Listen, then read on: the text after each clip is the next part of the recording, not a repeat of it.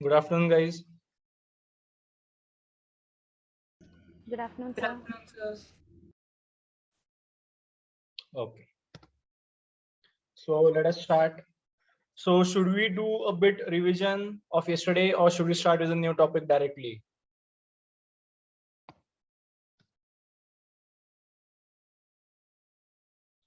What we did yesterday, guys, tell me what we did yesterday was value of supply, na? Value of supply. Okay, so in value of supply, what do? We calculate the taxable value because I want to calculate the tax rate, right? I want to calculate tax rate. So for that, I need to know the value of the supply.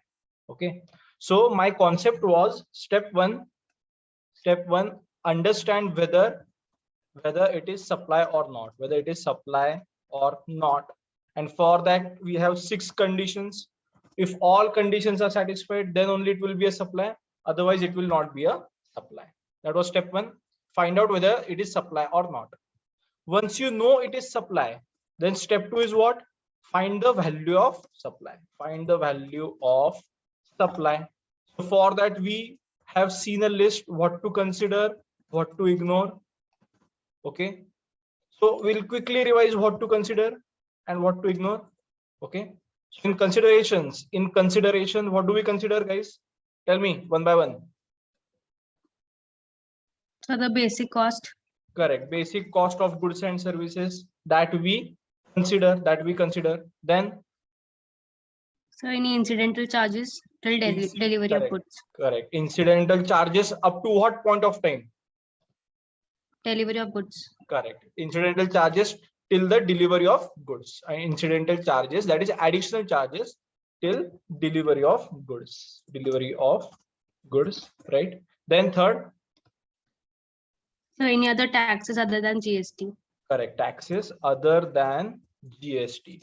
So if any value is inclusive of GST, we have seen that also what to do. If any value is inclusive of GST, we take the exclusive value. And for calculating exclusive value, what is the formula that we use? Value exclusive of GST. What is the formula? Inclusive of GST into 100 divided by plus the rate. 100 plus rate, right? Inclusive value into 100 divided by 100 plus rate. That will give me the exclusive value. So let us say basic cost is inclusive of GST. I want to take it exclusive of GST, right? I want to take it exclusive of GST that way. Okay. Then what else to include, guys? What else to consider? So non-government subsidies. Non-government subsidy, good. Non-government subsidy will be considered. Considered means all of these will be added. All of these will be added. All of these will be added. Then next, what to consider? So cash discounts. Cash discount. Okay, so discount has to be considered, but there is a condition of discount. What is the condition for discount? the pre-delivery. On the invoice. Correct. 2 conditions. Discount should be pre-delivery and it should be recorded in invoice. Recorded on the invoice. Then only discount will be considered. Otherwise, I will ignore the discount. Right? And one last thing we saw. What was that? So any interest and late fees. Third party payments also we saw, na? Made by recipient. And then one last thing was interest, penalty and late fee. So these all we consider while calculating the value of supply. We have done 3 questions yesterday. If there is any doubt, let me know. We'll do more practice, because when we do the next concepts, we'll need value of supply as the basic question. Okay, now what to ignore? What all do we ignore, guys? Tell me.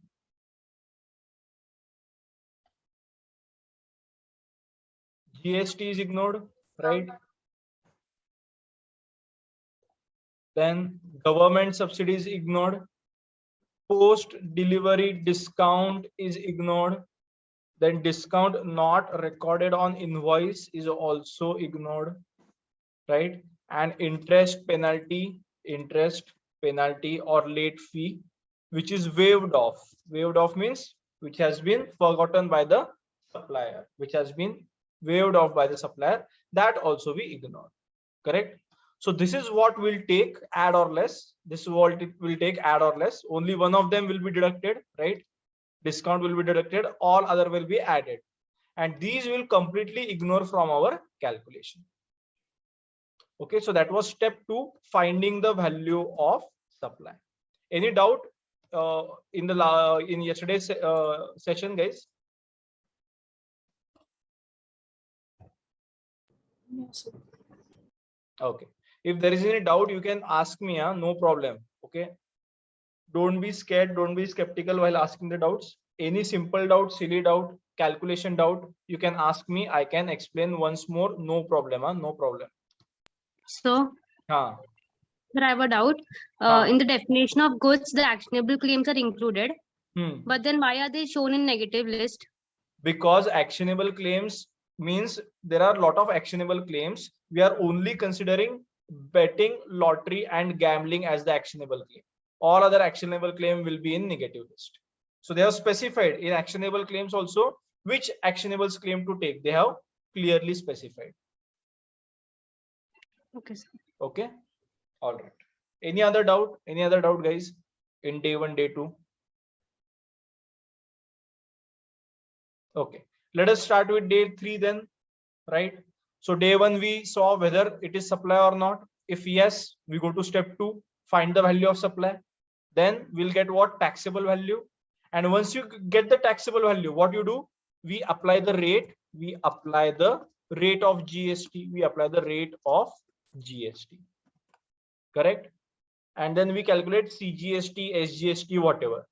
But the problem is this rate depends upon time of supply. Let us say the time of supply, in June the rate might be different, in July the rate might be different, in August the rate might be different.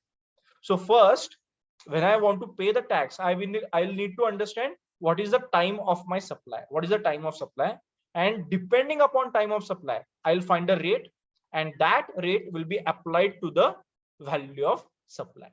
Correct? We apply the rate of GST to value of supply. In short, what I want to say, GST payable will be what? GST payable will be taxable value. So value into rate, right? Yesterday's question I had given you the rate. Correct? But this rate will change every month. It might change every month. Indirect taxes gets amended a lot. Okay. Direct taxes, that is income tax rate, change only once. When do income tax rate changes, guys? Anyone knows? Slab rate, tax rate, when does it change? Income tax The budget is when the budget comes out. correct. In every budget the income tax rate changes, but that is not the case with IDT. In IDT the rate might change on monthly basis, right? So that's why first I need to identify what is the time of supply. So if we understand, let us say time of supply is June, then we will take June, the rate which was prevailing in June, that will be my GST rate. If the time of supply is July, then rate which was prevailing in July, that I'll take in step 3. Understood what we are going to do today? Time of supply.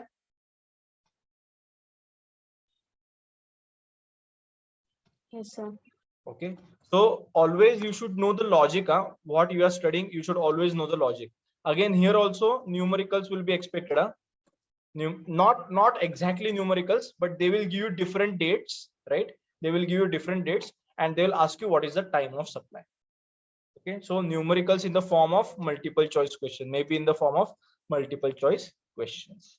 That might be expected. Let us start then, guys. Time of supply.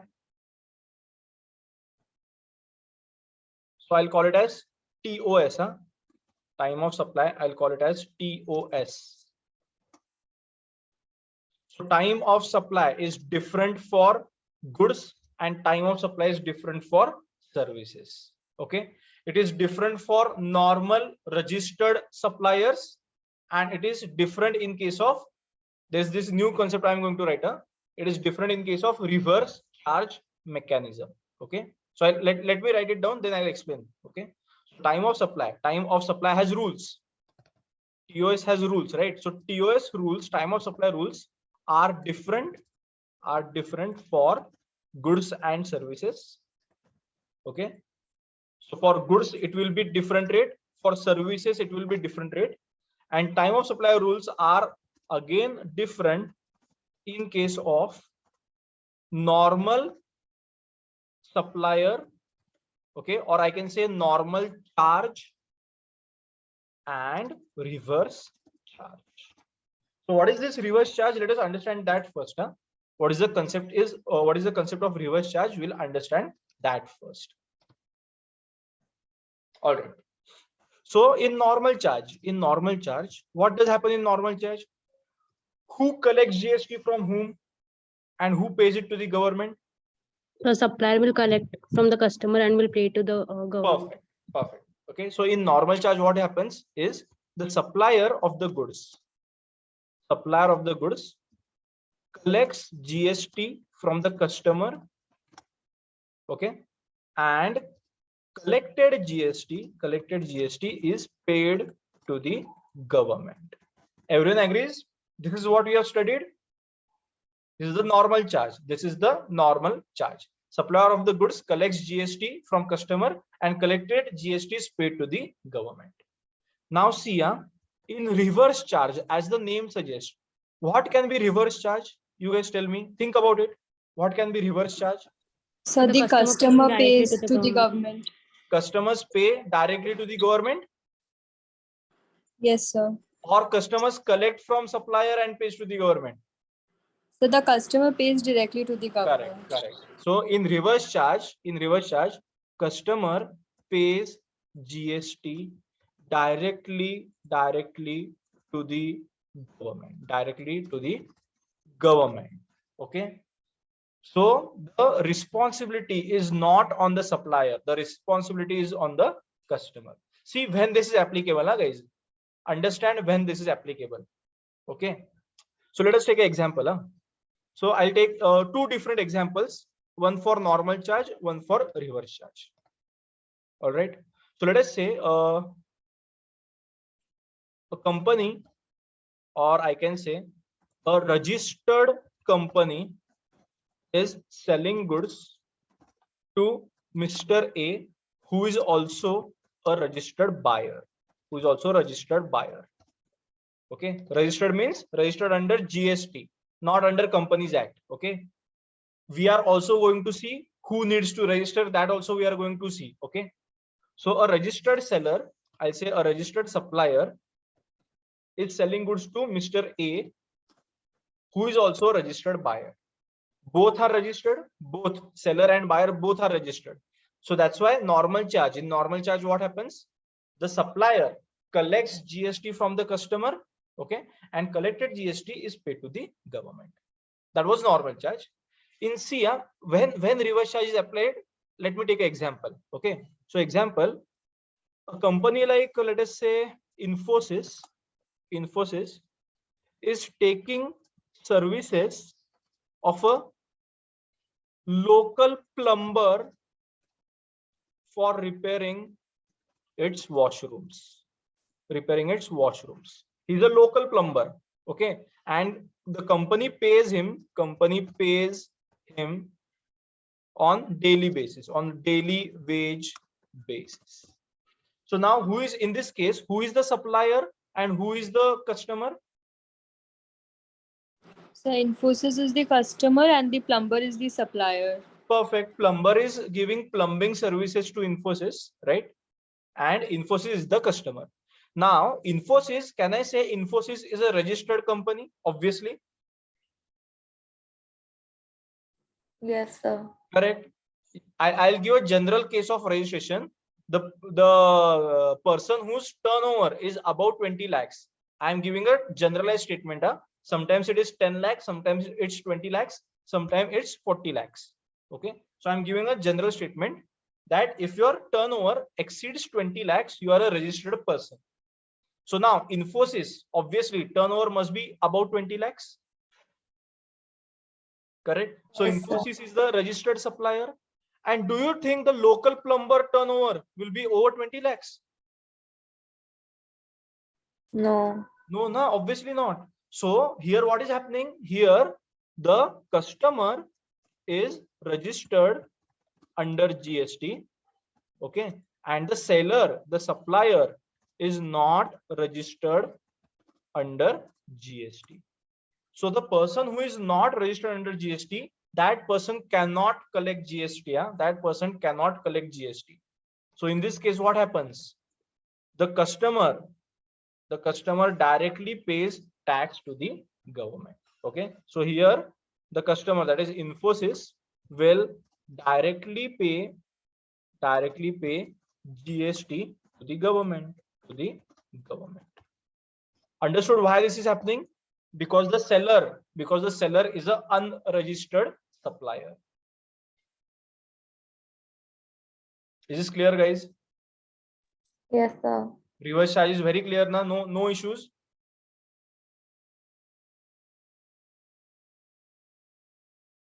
If there is any doubt, ask me. If there is any doubt, you can ask me.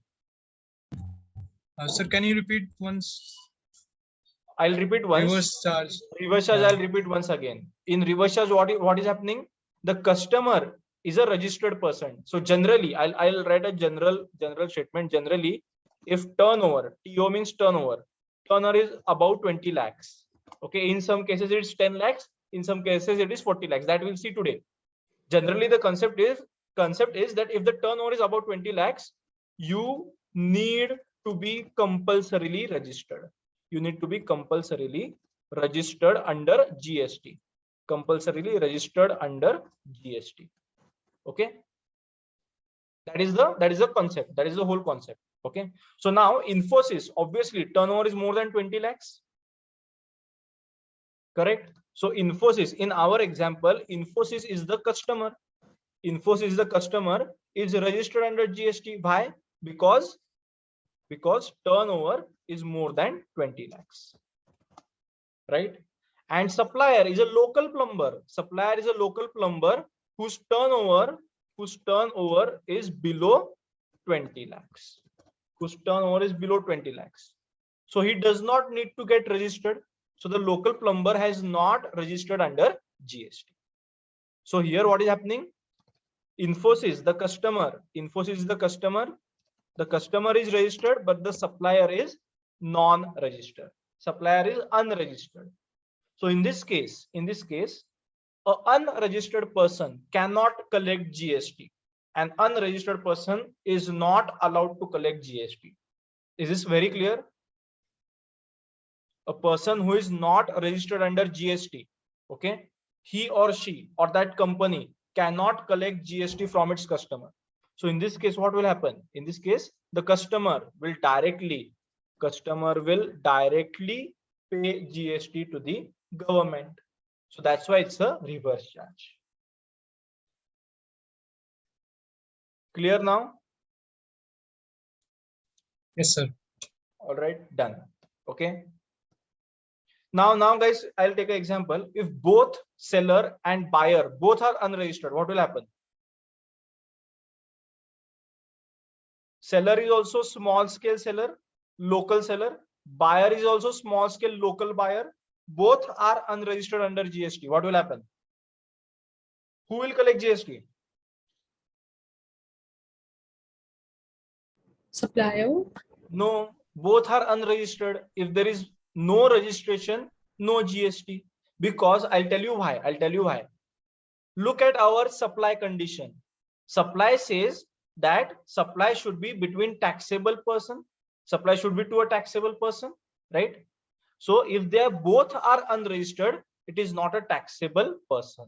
Both are not taxable persons. So that's why there will be no GST if both buyer and seller are unregistered. Is this clear? Yes or no? Yes, sir.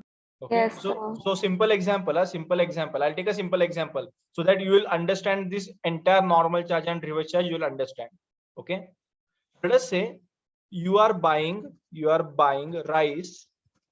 Okay, rice, let us say 10 kgs rice, 10 kgs ka rice from your local whatever you call local seller. Okay, your local trader, you are buying 10 kgs rice from your local trader. Okay, this local trader is a very small scale trader, whose turnover is below 20 lakhs, and you are a normal individual customer. You are also normal individual customer.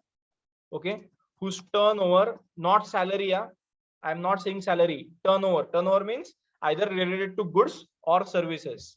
Your individual customer whose turnover is below 20 lakhs. So both are unregistered. So now what happens? In this case, there will be no GST. So no GST on rice. Simple. Even if it is packaged rice, there will be no GST on that. See if it is clear.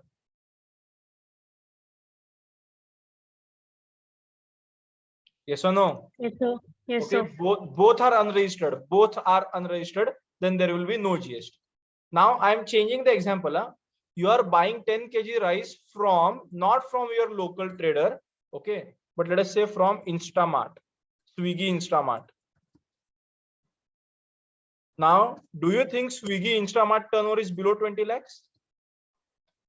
No, sir. Obviously not, right? Swiggy Instamart turnover is not a small scale trader, is a large scale trader whose turnover is above 20 lakh. So obviously Swiggy will be registered. So supplier is registered and individual is unregistered. Will there be GST? Yes. Yes. Yes, sir. Under normal charge or under reverse charge? Normal. Normal. Normal charge. Good. Now you guys have understood. Under normal charge. Simple. Understood. Now I'll change the example once again. Okay. I'll say that Swiggy Instamart is purchasing rice from local traders, small scale local traders, local traders. So these local traders have turnover below 20 lakhs. So these are unregistered people. They are unregistered. And Swiggy, obviously, Swiggy Mart is having turnover about 20 lakhs. So it is a registered dealer. It's a registered dealer. Now, will there be GST? Yes, sir. Yes, sir. Yes. Under what? Reverse. Reverse charge mechanism. Reverse charge mechanism. Done. Reverse charge. All concepts of GST clear? That's why when you purchase from your local supplier, small scale local supplier, neither there is normal charge nor there is reverse charge, and there is no concept of GST. Okay, done.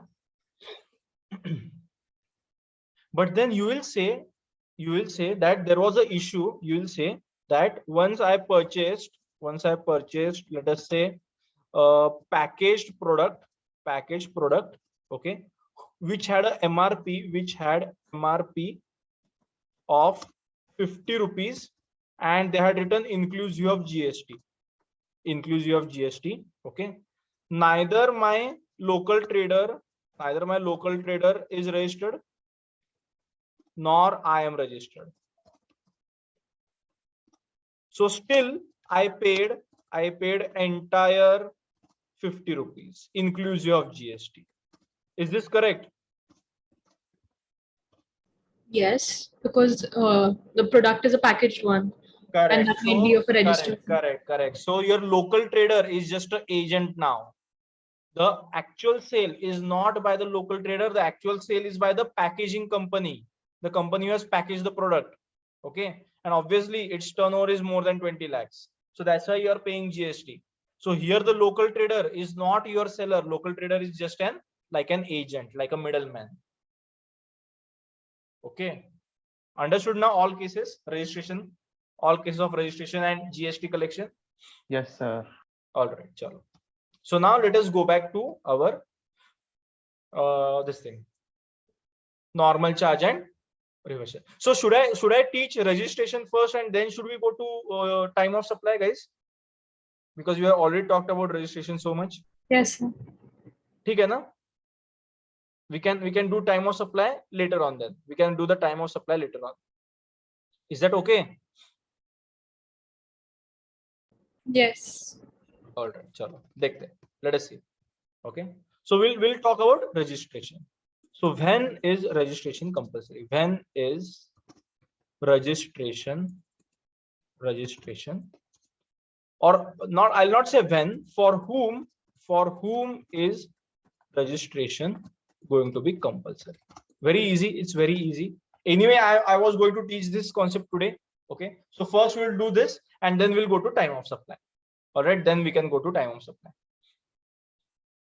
Okay. So for whom is registration compulsory? It completely depends on which state you are based.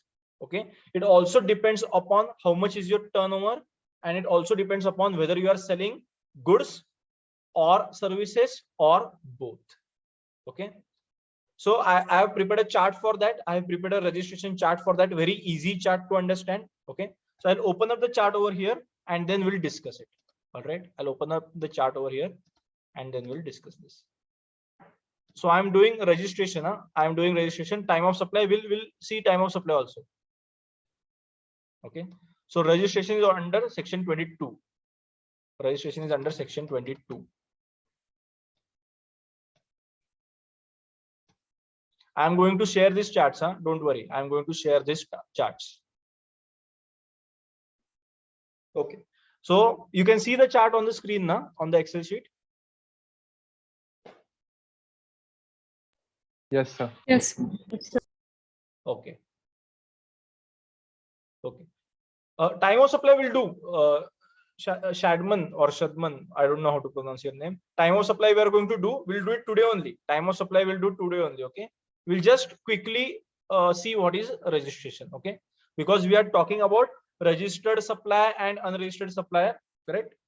Because in time of supply we need that. We need that concept, whether it is normal charge or it is reverse charge.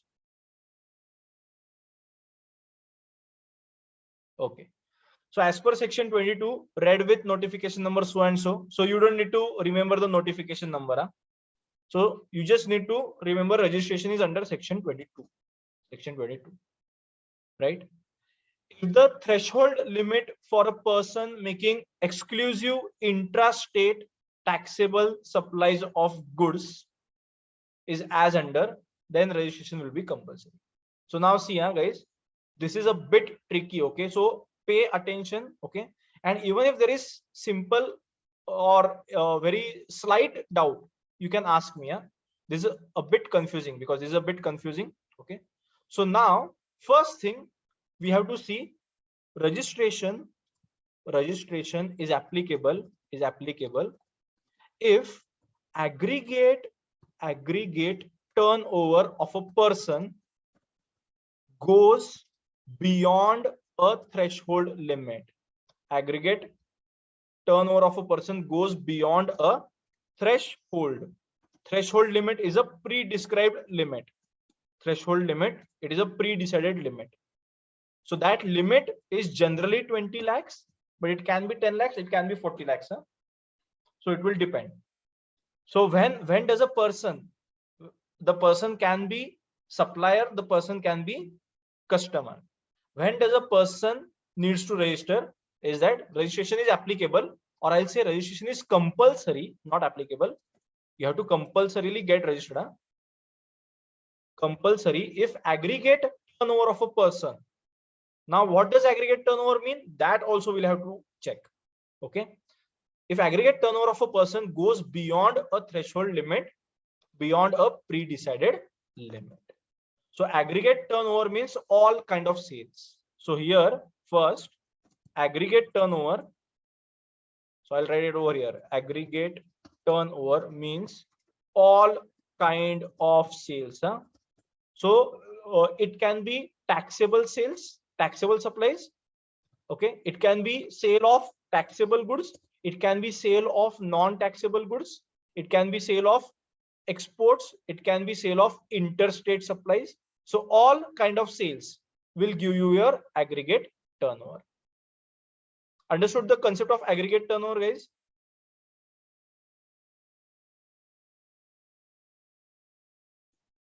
So whatever the company has sold, doesn't matter if it is taxable, exempt, export or interstate. The total sale made by the company during 1 year. The total sale made by the company during 1 year will be your aggregate turnover. So aggregate turnover means all kind of sales. Total of all sales. Now, if this total goes beyond a specified limit, then registration is compulsory. Till here, understood? Yes, sir. All right. Now, what is this limit? This limit changes as per goods, as per services, as per states. Okay. So now, if the person is exclusively selling goods, means I am only selling goods. I am not selling goods and services. I am just selling goods. So if the person is exclusively selling goods, okay, number 1A, in the state of Mizoram, Tripura, you can see this on the chart, na? Manipur and Nagaland. Okay. Then the turnover is more than 10 lakhs. Immediately registration becomes compulsory. Immediately the registration becomes compulsory. Okay, because these states, the act says that these states are a little bit backward in case of sale, right? These states are a little bit backward in case of whatever sale and whatever progress. So that's why the turnover limit has been kept low by the GST Act. Understood this? Only in these 4 states the turnover limit will be 10 lakhs. Huh? Only in these 4 states the turnover limit will be 10 lakhs. Is this clear? Yes, sir. Okay.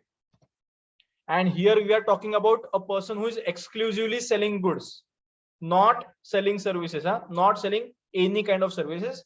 The trader is only for selling goods. Now, if the trader is in the state of, you can see the next states are Arunachal Pradesh, then Meghalaya, then Sikkim. These are the remaining northeastern states, right? These are the remaining northeastern states: Arunachal, Meghalaya, Sikkim, and then Uttarakhand, Pondicherry. What happened to my spelling of Uttarakhand?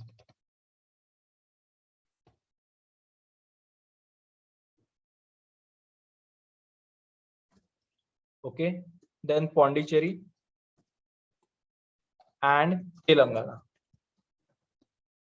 Then if the turnover, if you are selling in these, if you are based in these states, then turnover if exceeds 20 lakhs, if the turnover exceeds 20 lakhs, immediately registration becomes compulsory. See if you understood this also. Yes or no? Yes, sir. Okay. So if the person is selling goods, right, and the person is based in these states, huh? So the place of business is in these states. In these states. So doesn't matter where we are selling, huh? Doesn't matter where we are selling. the place of business is in these states. POB is the place of business.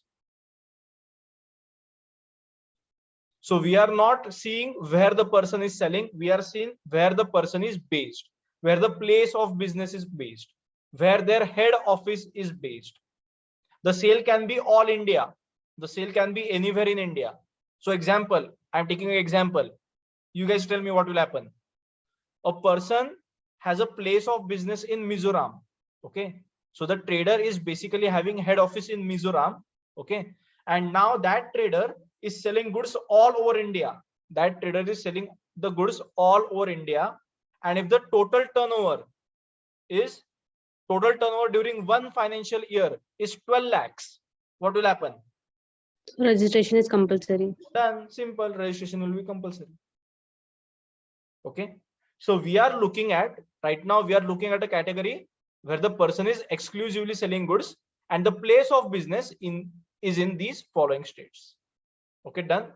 Third. Any doubt till here, guys? Is it clear or is it confusing?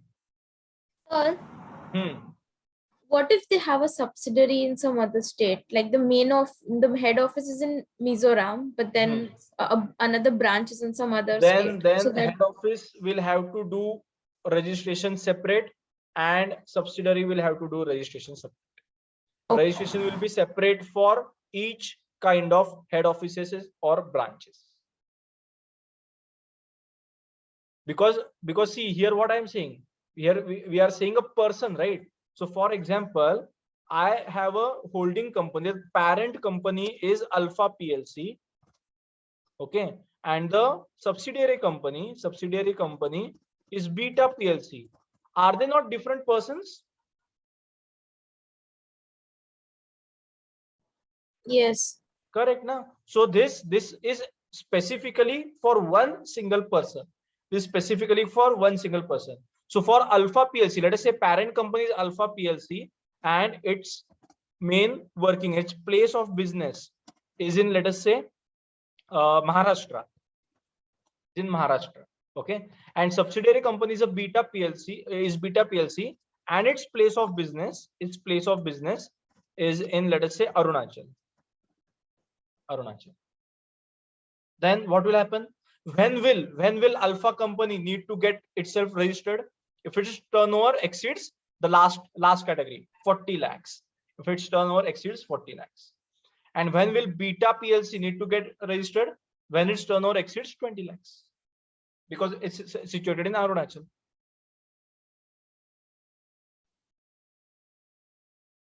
All right. Yeah. All right. Next. Third case is your C case. Now guys, pay attention. We are only looking at a person who is selling goods. We are not looking at services right now. We are not looking at services. We are only focusing on registration of person who is selling goods. If the person is exclusively selling goods and the place of business of that person is in rest of India.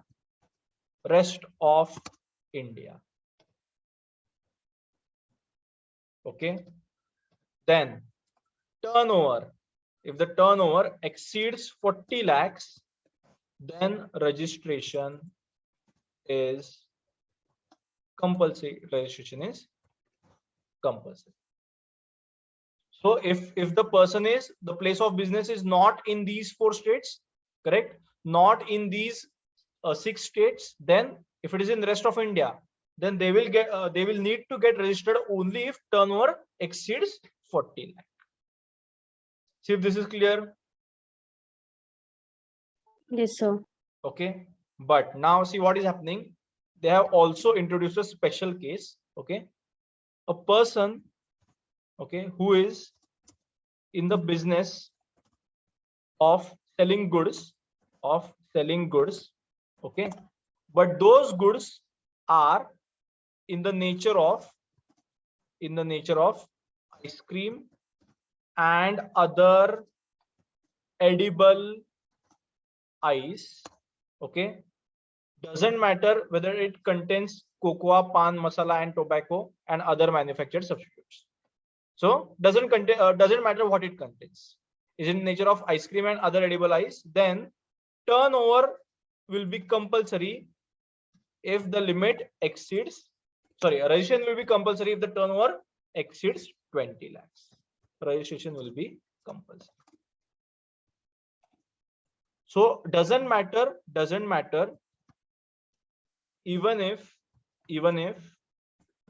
the place of business is in rest of India, doesn't matter even if the place of business is in the rest of India. This is specifically for manufacturer of ice cream and other edible ice. Okay. See if all four concepts of goods is clear. This is only related to people who are selling goods. So, Hmm. so why the threshold limits are different for some states and Because it depends on the progress of the states. Now, government believes that Mizoram, Tripura, Manipur, and Nagaland are less developed states. Arunachal, Meghalaya, Sikkim, Uttarakhand, Pondicherry, and Telangana are developing states, and rest of India is developed states. This is what government assumes. Okay, so that's why they have given limits: lower limit for less progressive, less developed states, higher limit for developing states, and highest limit for developed states. okay, sir. Okay, and let me make a disclaimer. This is not what I am saying. Okay, I am not calling Mizoram, Tripura, Manipur, and Nagaland backward states. Okay, there was a student in my last batch, so she started fighting with me that, sir, how come you are calling our states backward? This is not what I am calling. This is the act. Okay, this is the act. All right. It's always better to have a neutral this thing, na? Neutral stand. Okay, done. All registration limits are understood, guys. So, Yes. so this clause D is for all the states mentioned in A, B, and C point, right? Correct. So if you are a person selling goods in nature of ice cream and other edible ice, for you the threshold limit is always going to be 20 lakhs. Okay, sir. Doesn't matter where your place of business is. For the rest of India, it does not matter where your place of business is. Done. Yes, sir. Okay. Is this clear to everyone?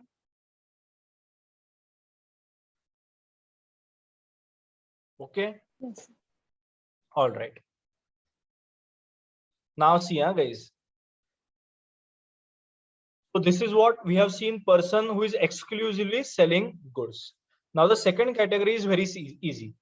If the person is exclusively selling services, I'll not say selling, I'll say providing services, or if the person is providing both goods and services.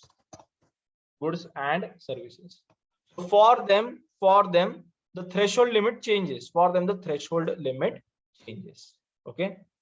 Now see, the threshold limit is as follows. Okay. First is very easy. Okay. If turnover is more than 10 lakhs, okay, registration is compulsory. Same states, that is in case of, so I'll write it over here. Point number A, if place of business is in 4 states. What were our 4 states? Mizoram, Nagaland, Tripura, and Manipur. Okay. Then if turnover is more than 10 lakhs, registration is compulsory. And if place of business is in rest of India, right? So there is no B category, directly C category, rest of India. Then if turnover is more than 20 lakhs, registration is compulsory. Done. If this is clear.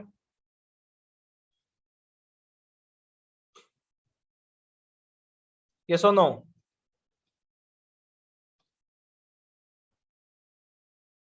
Yes, sir. Okay. So we have to be careful whether our supplier is selling only goods. Correct? If the supplier is selling only goods, it will come under category 1. If the seller is supplying only services, then category 2. If the seller is supplying both goods and services, still category 2. There is no category 3. Yeah? There is no category 3. All right, done.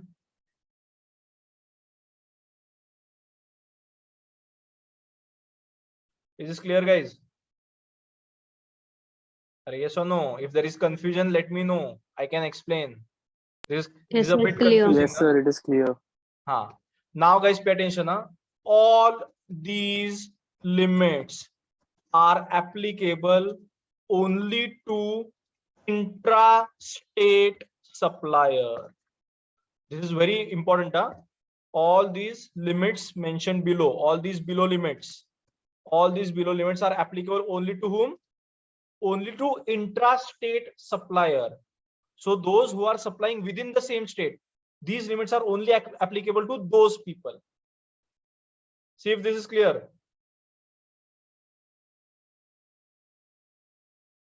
So what happens if a person is supplying interstate? Will there be other limits? If a person is supplying interstate, okay, even if turnover is 1 rupee, okay, registration is still compulsory.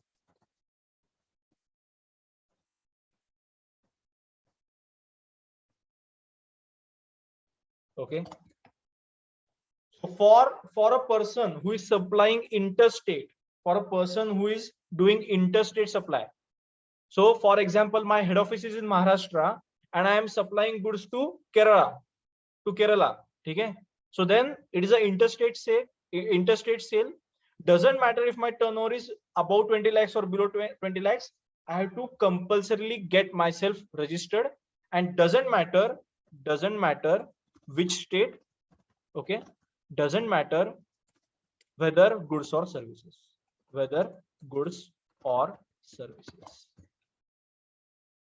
So if you are a interstate supplier, registration is always going to be compulsory for you guys. Registration is always going to be compulsory. There is no threshold limit. Registration is always compulsory. See if it is clear.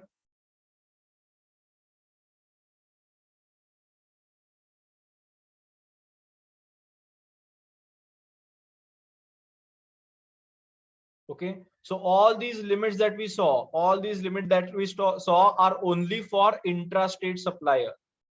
So intrastate, if you are selling within the same state, then government says you need to register only if your turnover exceeds a specific limit.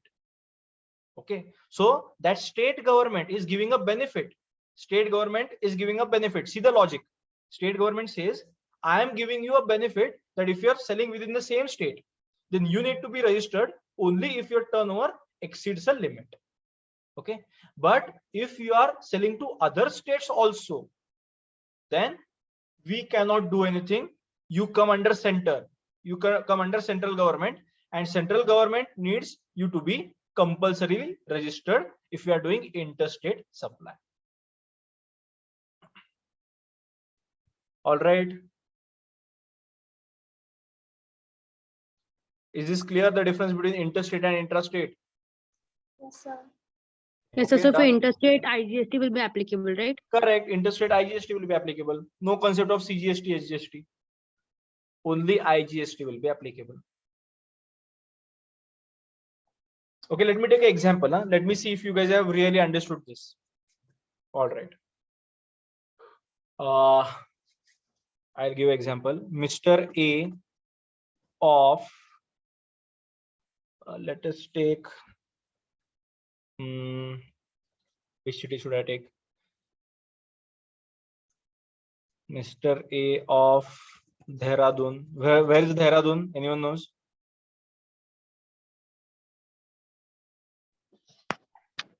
Uttarakhand. Uttarakhand, right? Uttarakhand. So that much general knowledge you should know. Huh? That much general knowledge you should have. That which city is in which state. Okay. So generally they will give capitals. Generally they will give capital city. Okay. So Mr. A of Dehradun is selling goods as well as services to all cities in Uttarakhand. They are anyways giving you the clue. Is selling goods and services to all cities in Uttarakhand. To all cities in Uttarakhand. Okay. And the total turnover during the financial year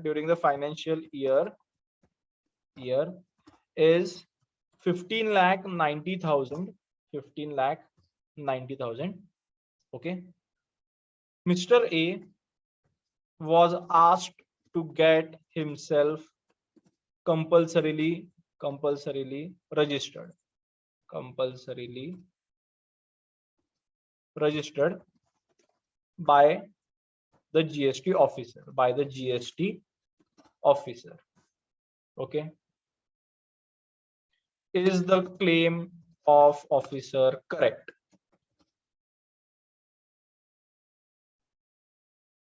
Yes or no? Yes, sir. This is applying. What should happen in this case? What will happen?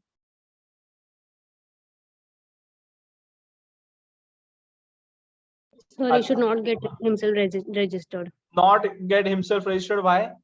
Which category? Category 1 or category 2? So category 2. Right. So Mr. A is not exclusively selling goods, right? Mr. A is not exclusively selling goods. He is selling goods and services. So Mr. A falls in category number 2. Okay. For category number 2, we have only 2 concepts for 4 states or for rest of India. Okay. So Dehradun is in Uttarakhand, that comes in rest of India. So he needs to get registered only if turnover is exceeding 20 lakhs. So in this case, what is happening? In this case, turnover is less than 20 lakhs. So no need to register. And the claim of the officer is incorrect. Simple. Understood?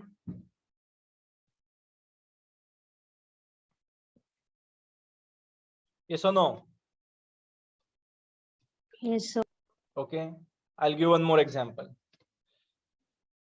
ABC Limited is in the business of manufacturing and selling goods. Its place of business is in Mumbai. Okay. And it sells goods to all cities, I'll not say all cities, to many cities in Maharashtra. Okay. Is into the business. Okay. The total turnover of ABC Limited during the year was 27 lakh 90,000. Okay. Should the company get itself registered?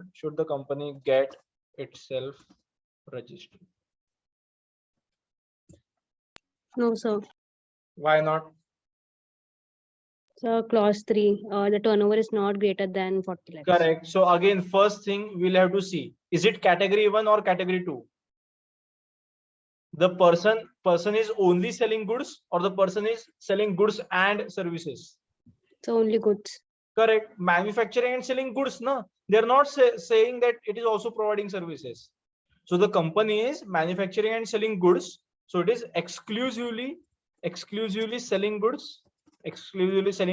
Right? Means category 1, right?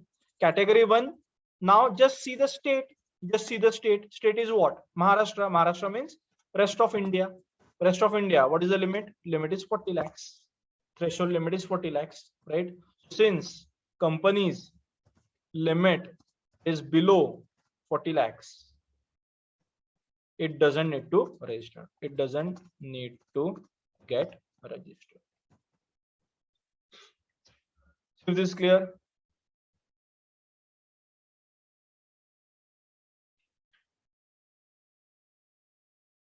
Yes, everyone, is this clear?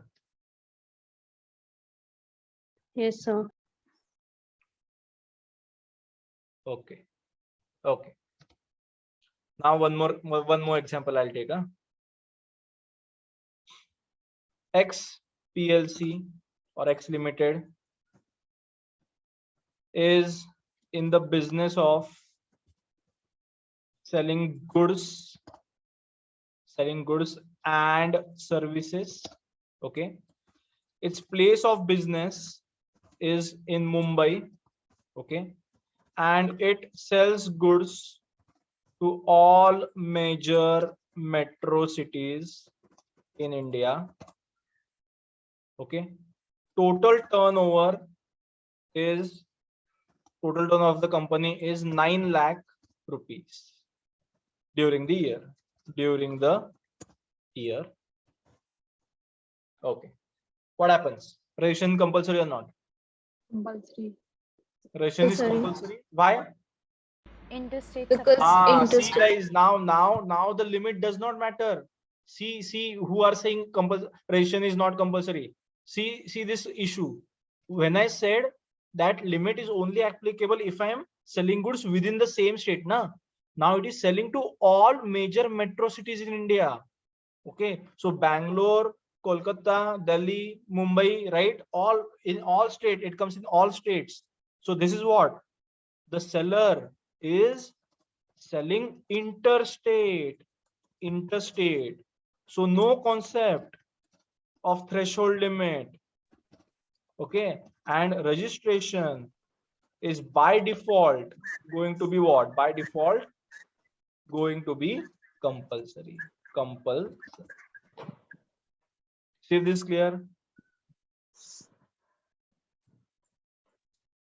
Yes or no?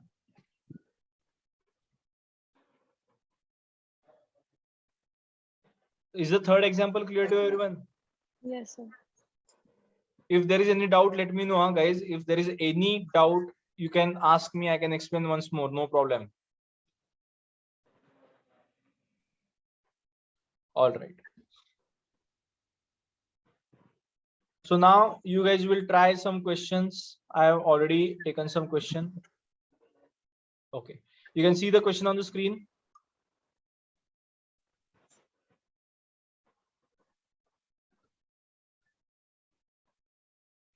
Yes, you guys can see the question on the screen now.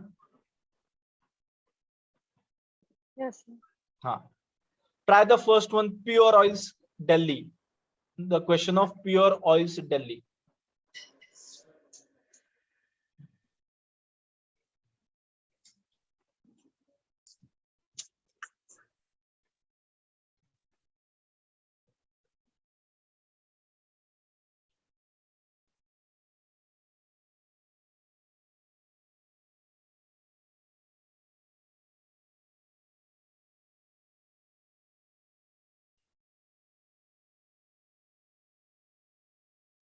Try this question, everyone. This is the level of question that you guys can expect in your exam. The numericals on registration. The numericals on registration of a supplier.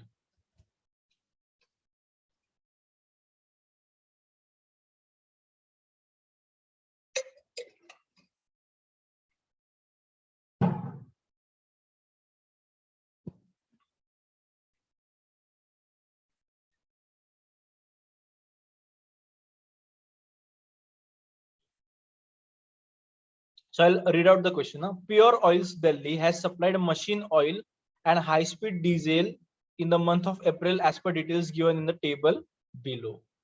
Pure Oils is not yet registered. Okay. Supply of machine oil within Delhi is 15 lakhs. Supply of high-speed diesel in Delhi is 10 lakhs. supply of machine oil made in Punjab by Pure Oils from its branch located in Punjab, 10 lakhs. So first thing, is it only intrastate or is it interstate? Very important question. Intrastate, right? It is still intrastate. Yes. Why intrastate? Because the branch in Punjab is dealing with Punjab. Exactly. Good. Very good. So here see, Pure Oils Delhi is one person and its branch will be another person. Yes or no? Correct. And that branch is located in Punjab. Branch is located in Punjab and it is selling in Punjab. So the third case is also intrastate. Pure Oils Delhi is selling in Delhi. So first case is intrastate. Second case, Pure Oils Delhi is selling high-speed diesel in Delhi, again intrastate, and supply of machine oil made in Punjab by a branch located in Punjab. So again an intrastate. So all three transactions are intrastate, guys. All three transactions are intrastate. See if this is clear. This is not an interstate transaction. See if you're clear on this point.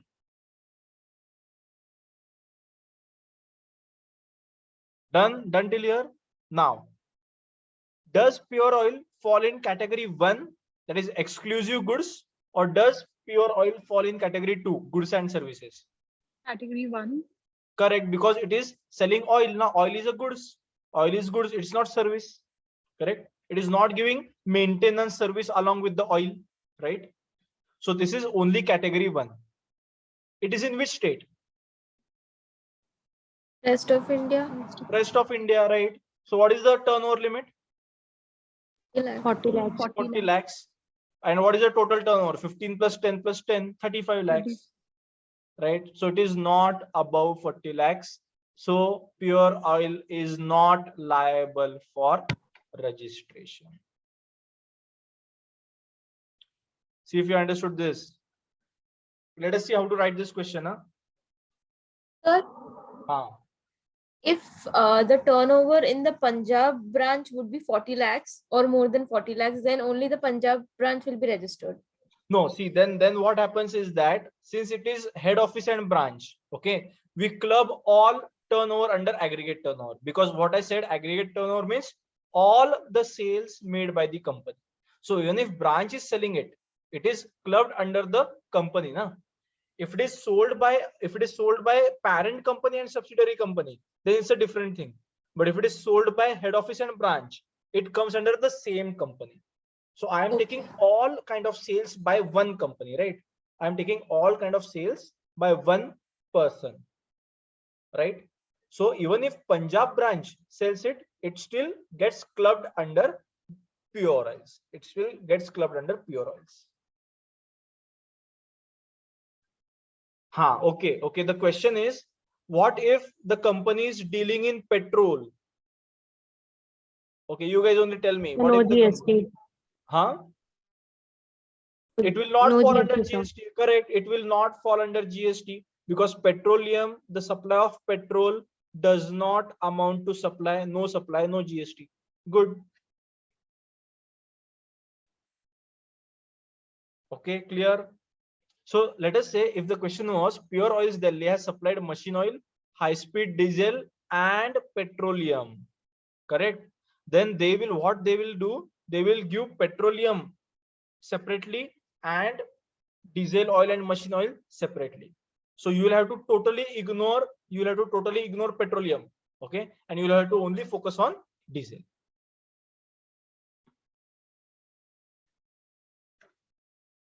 Is this clear?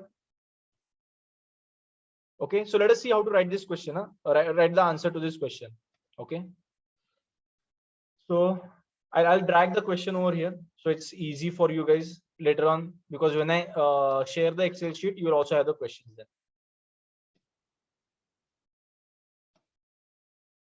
Guys, if there is any doubt, if anyone is not understanding anything, you can ask me, because registration limit wise is a bit confusing sometimes.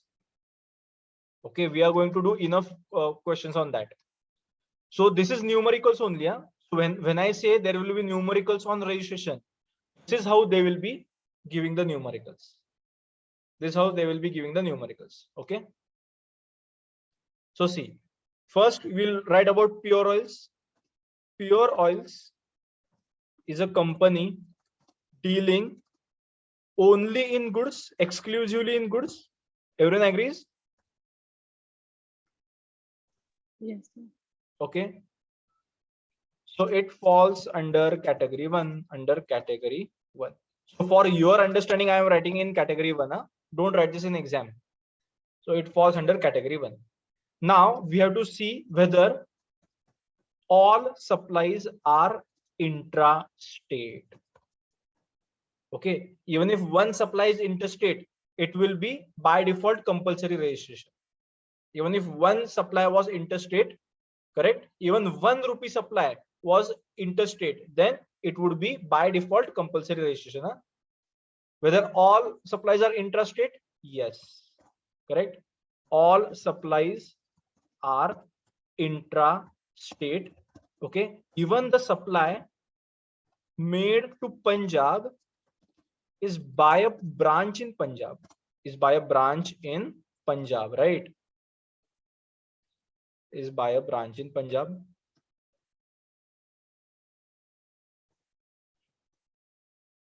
What happened? Sorry.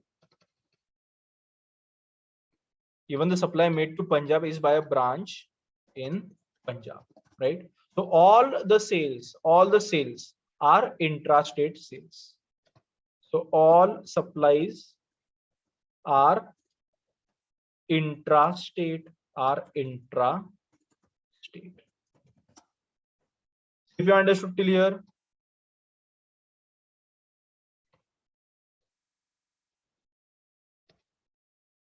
yes or no? Yes or no? What happened? Yes, sir. Okay, next, third. Which state? It is Delhi. So it falls under rest of India. Correct. Rest of India means subcategory 3. So what is the turnover limit? So registration will be compulsory. Registration compulsory only if turnover exceeds 40 lakhs, right? But in this case, the turnover is how much? In this case, the turnover is, what is the total turnover? 15 plus 10 plus 10, correct? So 35 lakhs, right? Since turnover is below 40 lakhs, Pure Oils is not liable for registration. Okay, 3 marks question. 3 marks question. See how you have to write the answer. Okay, you can just skip this part. You don't need to write this part in the exam. You don't need to write this part in exam. Everything else you will have to write.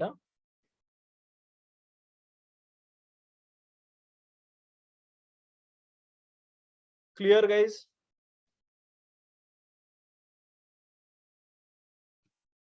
What happened to the class today? Yes, sir. Yes. Are you guys getting confused? If there is confusion, let me know. I can clarify it. We are busy writing, sir. You're busy writing. Okay. So, if the Punjab transaction was 40 lakh, then it will be registered, right? Correct. If the total turn does not matter Punjab, let us say if this was 15, 10 and 25, the total turnover is above 40 lakhs. Yeah, okay. I'm taking turnover, I'm taking total turnover, all kind of sales. So all kind of sales means sales by head office, sales by branch, correct? Then sale of taxable goods, sale of exempted goods, right? All kind of sales I'm going to club together, and that's why I had used the word aggregate turnover. No, that's why I had used the word aggregate turnover. Thank you, sir. Okay.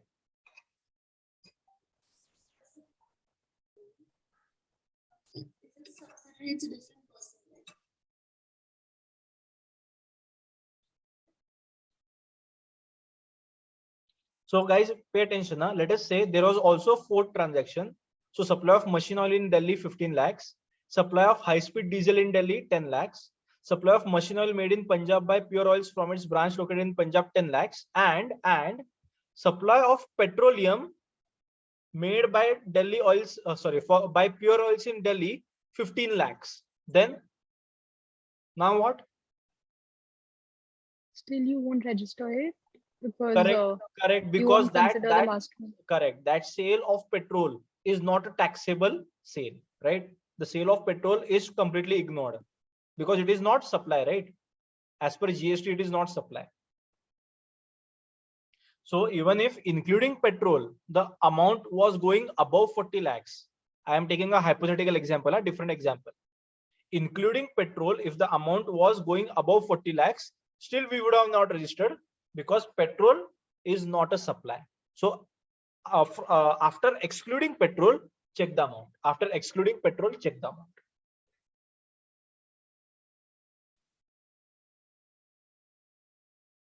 So when I take all kind of sales, I will not take non-taxable sales. Huh? I will not take sales which are not taxable.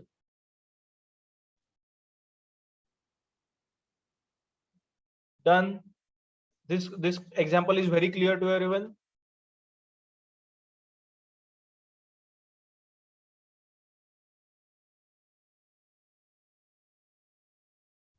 Yes, sir.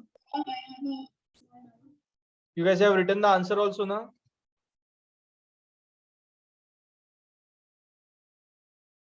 Yes. Yes, sir. Okay, should we move ahead, guys? Yes, sir. Okay, chalo. Next. Now there are three different examples. Huh? Examine whether the supplier of goods is liable to get registered in the following independent cases. So these are three different questions. Okay, 2 marks each. Do it. Do it on your own, right? Do it on your own and give me the answer in the group chat for each question 1, question 2, question 3. Just say register, not register, register, not register. You have to just tell me that. I'll give you 5 minutes.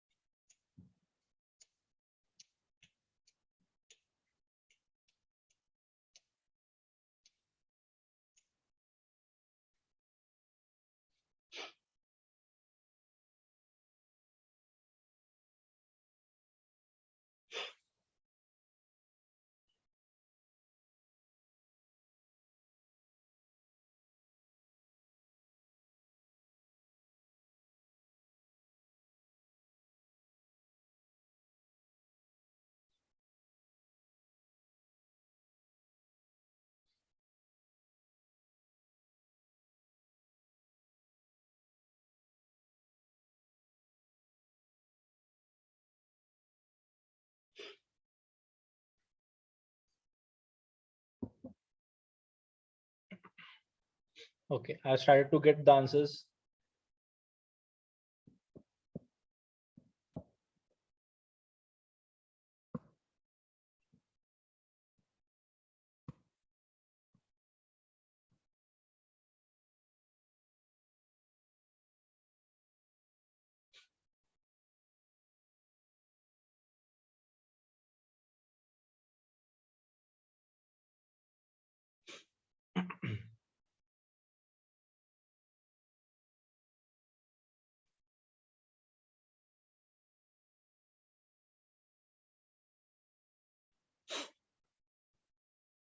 Okay, okay. Let us check, guys. Done. Everyone is done.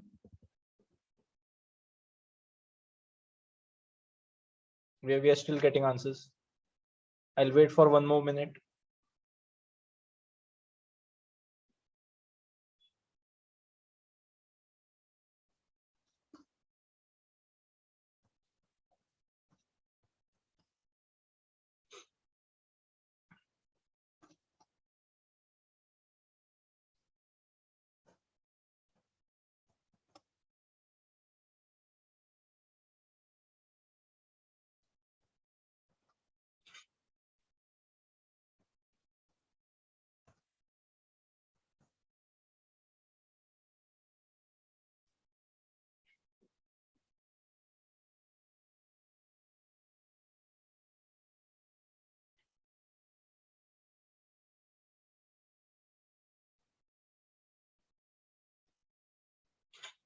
Okay, let us see.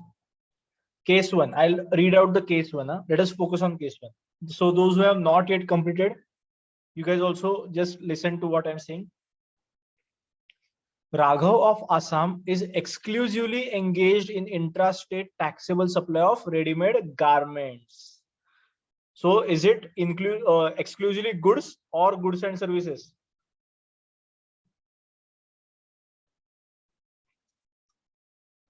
Exclusively goods, right? Garments means goods, exclusively Yes. goods. For us, it is category 1. It is category 1, right? And which state? Which state? Assam means your West of second, India. correct. Second category, na? The second category of states. Second category of states, right? So what is the turnover limit? 20. Correct. Turnover if more than 20 lakhs, then registration is compulsory. If turnover is more than 20 lakhs, registration is compulsory. So what is happening?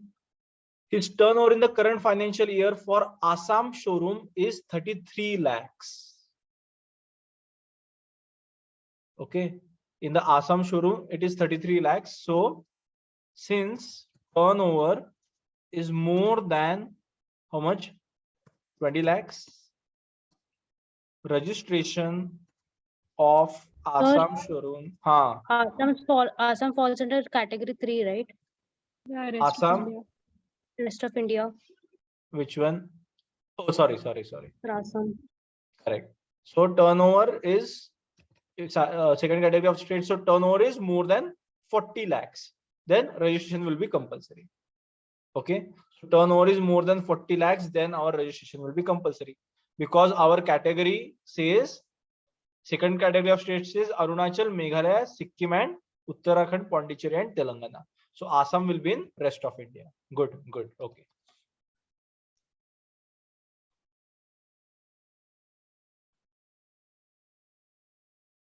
All right. So Assam is in third category of states. Third category of states. So instead of saying third category, I'll say Assam is in the rest of India. Na? Rest of India. Correct. Now let us see for Raghav what is happening. For Raghav, what is the total turnover? Entire turnover of Raghav is how much? So 44 lakhs. Correct. 33 lakhs in Assam, right? Plus 11 lakhs in Tripura. Correct. So total turnover of Raghav is how much? Is total turnover of Raghav is 44 lakhs, right? It is 44 lakhs. Total turnover of Raghav is 44 lakhs. So therefore, he needs to get himself registered. He needs to get himself registered. All right. It is not interstate. He is not selling in Assam and Tripura. He has showrooms in both states. So both states he has showroom. Both showrooms are selling in the same state. So it is completely intrastate. It is still intrastate. And total turnover means turnover of all head offices, all branches. Correct. So we are taking total in case of aggregate turnover, we are taking 33 plus 11. we are taking 44 lakhs. So he needs to get himself registered. Is this clear, guys? See if this. Sir, here we are considering the total turnover as 44 lakhs because the place of business is Assam, right? Correct, correct. Because Raghav of Assam, they have given na Raghav of Assam means place of business is Assam. Okay, even though he has branches in other states, his doesn't matter. Doesn't matter. Okay. So let us say if they had said Raghav of, let us, I'll change this example. Let us say Raghav of Meghalaya, correct? And he has showroom in Maharashtra. Okay, he has showroom in Assam, he has showroom in Tripura. Okay, and all turnovers in all showrooms, is, let us say, 27 lakhs. Then this is another example. This has nothing to do with So our needs to action. get registered. Registered, because then we have to see where is the place of business. Place of business is in Meghalaya. So for him, turnover limit is, threshold limit is 20 lakhs. Correct. Doesn't matter where he is selling, where other intrastates are happening, doesn't matter. Okay. So for the first case, if they said that although his showroom is in Assam and the turnover was say 20 lakhs, the total would be 31. However, in Tripura, 11 lakhs is his turnover, so still would we register? No. That is not how we do it. In Assam, let us say in Assam the limit was 20 lakhs, correct? And in Tripura the limit was 11 lakhs, correct? So Yeah. 20 plus 11 is how much? 31. 31, correct? So then what will happen? We are still looking at Raghav's original principal place of business. So principal place of business is still Assam, na? So for Assam, what is the threshold limit for Assam? 40. 40 lakhs. Is this then 20 plus whatever 11, 31 is not more than 40 lakhs. So Raghav is not required to be registered. Okay, clear? Done. Sir, just to clarify on that point, like here we are taking the total aggregate turnover. So what if it's a sub? If it was a sub, it's a separate entity, right? If it was a subsidiary company, separate person, then that will not be clubbed under this. So instead of that, they were saying he has another subsidiary in Tripura with a turnover of 11 lakhs. That subsidiary's turnover I'll not consider over here because subsidiary is a separate person. I am considering total turnover of only one single person. So branch falls under the same person, correct? Head office falls under the same person, showrooms fall under the same person, right? So that's why we are clubbing everything in total turnover. But if in this example it was, he has turnover in Assam of 33 lakhs and he has another subsidiary in Tripura with a turnover of 11 lakhs. Subsidiary is completely different person. We don't take that subsidiary's turnover in our calculation. Separate person, separate turnover limits.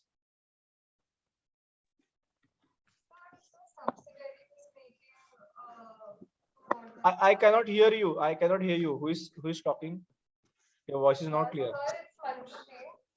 Huh.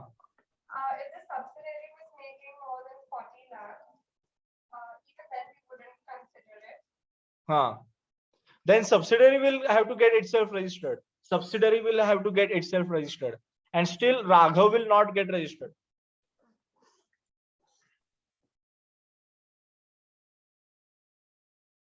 Okay.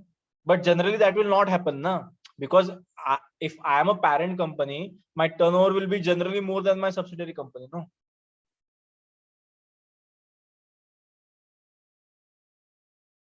Okay. Is this clear, Manushri? Okay. Okay. So when we say about subsidiary, it is a completely different person, different registration, different turnover limit. Head office and branches come under the same person. Okay, next. Pulkit of Panjim, Goa is, so no doubt in case one, na guys, no doubt in case one now. No, sir. Okay.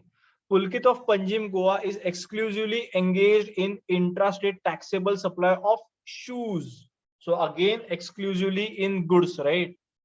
So exclusively in goods means category 1, correct? And which state? Goa. Goa means rest of India. So limit should be what? Turnover limit should be 40 lakhs. more than 40 lakhs, but oh, sorry, we are doing case 2 na, right? So turnover limit should be more than 40 lakhs. His aggregate turnover is how much? Turnover is 22 lakhs. That is less than 40 lakhs. That is less than 40 lakhs, right? So no need to register. No need to register. But can Pulkit voluntarily register? Yes. Yes, Pulkit can voluntarily register, because sometimes government gives benefit for registration, right? So even if people are not required to get registered, they will still get registered to get government benefits. See if this is clear, everyone. Yes or no? Yes. All right. Now let us see the third case. Harshit. Harshit of Himachal Pradesh is exclusively engaged in intrastate supply of pan masala. So he is exclusively selling goods. Exclusively selling goods, right? So category 1, again category 1. In which state?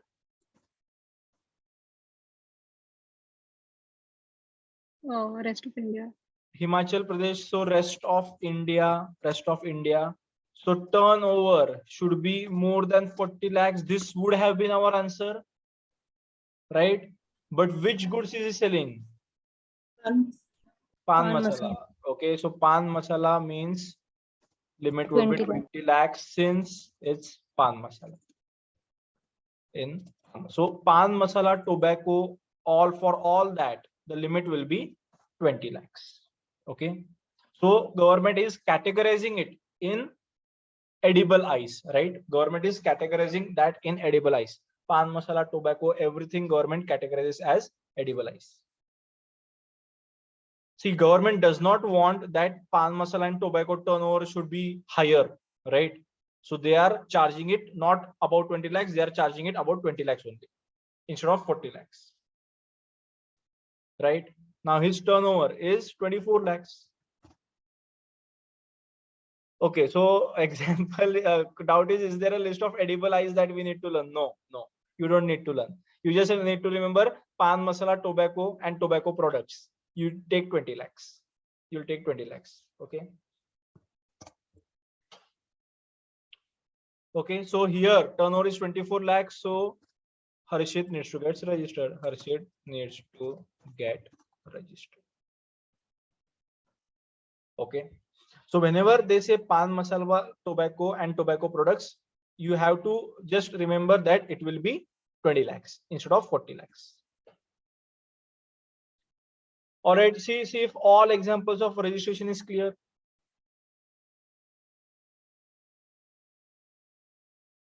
Yes, sir. Okay. So now you guys know who is a registered supplier and who is not a registered supplier.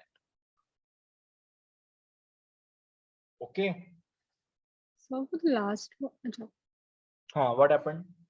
but pan masala is like doesn't come in edible ice. Government categorizes it in that. Okay. Government will categorize in that. Okay. So government has specifically said now whether it contains pan masala tobacco or whether it does not contain pan masala tobacco, will still keep it under edible oils. We saw that now in the last case here, whether or not where it went. Okay, whether or not containing cocoa, pan masala and tobacco, right?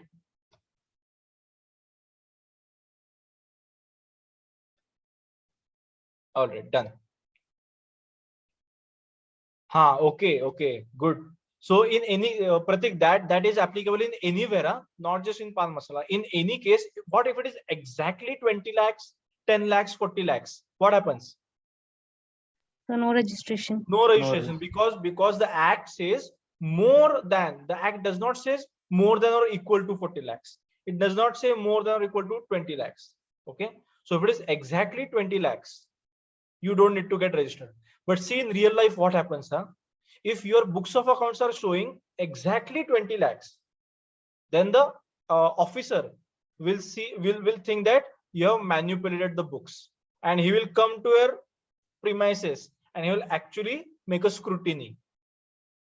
Okay, so if you are showing exactly 20 lakhs, it is advisable to show something around 19 lakhs. All right. Yes, sir. Okay, done. So registration is clear now, guys. I hope there is no confusion. Registration is very important. In every, see, there are typical topics which will be asked in every exam, right? So value of supply, registration, ITC, time of supply, correct? These 4 topics will be asked in every exam, whichever course, whichever exam, internal, external, objective or subjective. Okay, so that's why these topics are very important. If there is any doubt, you can always ask me, no problem. Okay, so today what you guys are going to do is you guys are going to revise this registration wala concept. There is a whole registration chapter that I am going to teach you separately.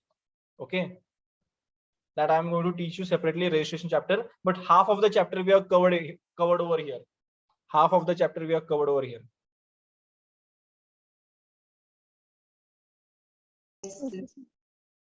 Done. Registration is now understood. So could you just repeat which were the questions, those areas? Which sorry, what? I didn't understand your doubt.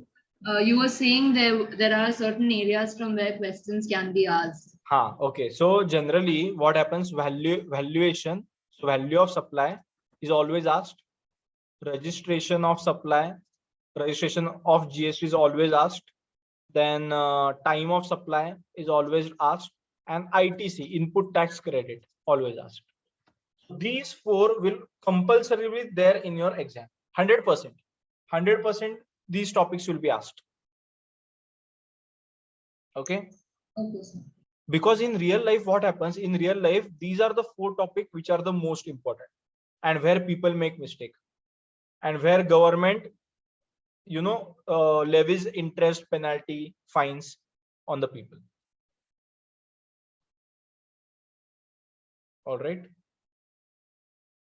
Okay, so now let us come back to time of supply.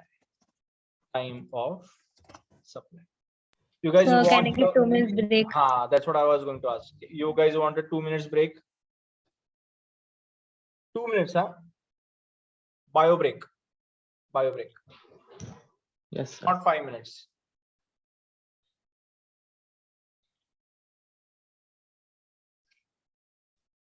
Meanwhile, other people are taking break. If there is any doubt, if someone wants me to explain something again, you guys can ask me. I'm here only.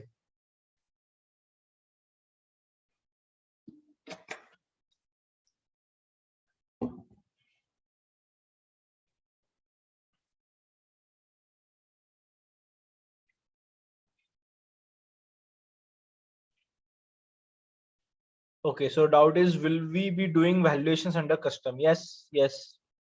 Same logic for custom. Custom also valuation will be important, because see, any kind of tax is always on the value, any kind of tax is always on the value.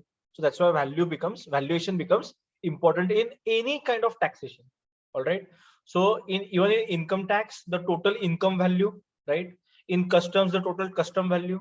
In GST, the total taxable value. Okay, all these values will be important. Valuation will always be important.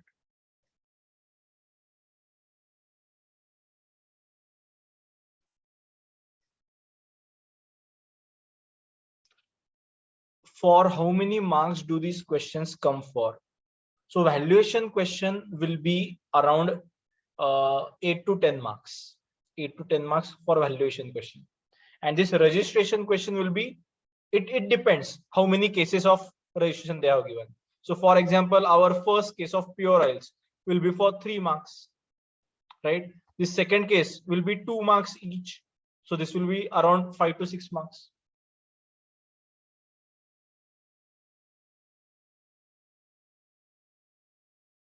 Okay, so there is one more doubt. In that pure oils case, if Tripura 2 had been 9 lakh, then what would be the case? Let me just open up the pure oil. Pure oil, where is Tripura in pure oil?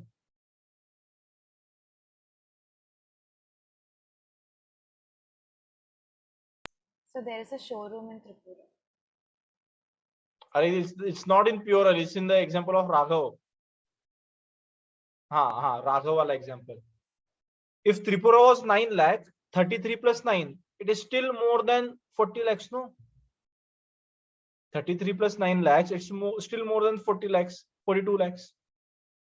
So that's what I'm saying, guys. See, you have to see what is the place of business. Okay, you have to see what is the place of business. Place of business of Raghav is Assam, right? Go step by step. Okay, place of business is Assam. Assam, what is the limit? Assam limit is, I'll get to that. I'll get to that. Assam limit is what? Assam limit is 40 lakhs. Is my total turnover? Is my total turnover? Total turnover means what? Turnover of head office, turnover of branches, turnover of showrooms. Is my total turnover more than 40 lakhs? Yes. If it is more than 40 lakhs, you have to get yourself registered. So Raghav will have to get his Assam branch registered. And if the Tripura showroom is below 9 lakhs, then he does not need to get Tripura showroom registered. The question is not about Tripura showroom, na? The question is about Raghav of Assam.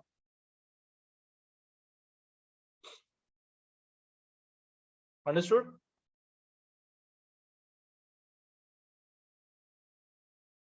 We are always going to see registration from the point of view of principal place of business. Correct. We need to check the place of business. Right. So in the first example, if it was the other way around, Raghav of Tripura has showroom, then it will be different case. Then Tripura means what? First case, then it will be 10 lakhs. Next doubt is, so basically if collective turnover is over the limit, then exemptions doesn't matter. Correct. Collective turnover. First I'll see collective turnover and I'll see place of business.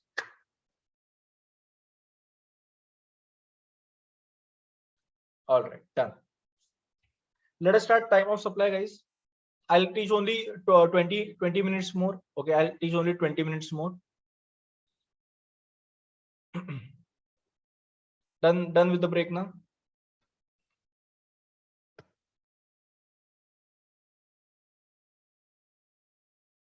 Okay, the difference question is, what is the difference between branch and subsidiary? Branch, showroom, head office all fall under the same person. Subsidiary is completely different person. So different person, different limit. Different person, we don't club in under our turnover. So turnover of subsidiary, we will not add in our aggregate turnover. Understood, Pratik? Okay. What about franchisee?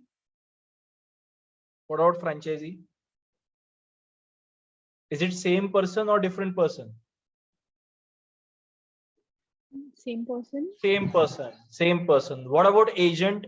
I have appointed an agent in Tripura and that agent is making a sale of 10 lakhs. Different person. Same person, because agent is acting on my behalf, no?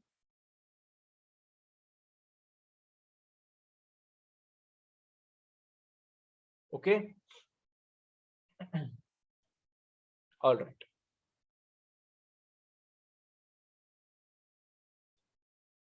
So I give the agency of my company, na? I am giving the agency of my company. So he is selling in name of my company. He is not selling in his own name. Rishika, understood? Yes, ma'am. All right. Sure. So only subsidy will come as a Correct. different Only person. see, in short, only the company which is working under different name apart from owner's name. So subsidiary company is completely different company which I have just acquired it. No, I have just acquired that company. It is still operating as a separate legal entity. Yeah. Okay, done. So now let us come back to the concept of time of supply. As I said, time of supply will be different in case of normal charge. Now you guys know what is a normal charge, and now you guys know what is a reverse charge. Now just quickly tell me, what is a normal charge? The supplier collects to the the tax government. from the Supplier customer, pays is to the government. correct. Supplier is registered. Okay. Customer can be registered or unregistered. Does not matter. Does not matter. Huh? Supplier is registered. Supplier is registered. Customer can be registered or unregistered. So supplier collects GST from customer and pays to government. That is normal charge. Okay, now you guys know who needs to register, who does not need to register. Now you guys know it in detail. Okay, tell me about reverse charge. The customer directly pays The to the customer government. is registered. And But you supplier. have to test why customer is paying, because supplier is not registered. That is the main point. Supplier is not registered. That's the whole problem. That's the whole problem. And customer has to be compulsory registered. Huh? Customer has to be registered, because if both of them are unregistered, what happens? So no GST. Correct. So here supplier is not registered and customer is registered. So customer pays GST directly to government. Okay. So time of supply depends in this both cases. Time of supply will be different in normal charge and in reverse charge. So today let us focus in normal charge, guys. Okay. Today let us focus only on normal charge. So normal charge I'll mark it in red, and reverse charge I'll mark it in blue.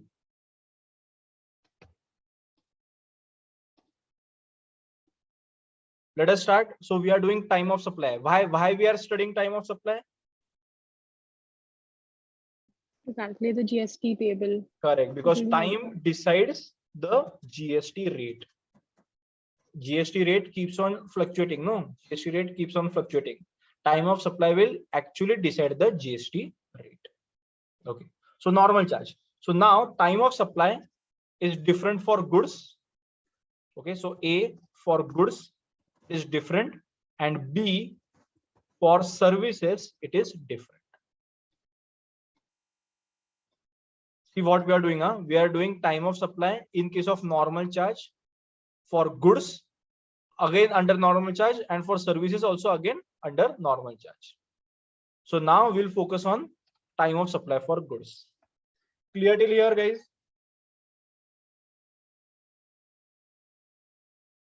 Okay. So my time of supply is earliest of the following. Time of supply is earliest of the following. You can write it down along with me. Number 1, number 2, and number 3. So time of supply is earliest of the following. We are doing time of supply for goods. We are doing it under normal charge. So date of issue of invoice. Obviously, if I'm going to sell goods, I'm going to send an invoice, right? If I'm selling goods, I'm going to issue an invoice. So date of issue of invoice. Okay. Number 2, date on which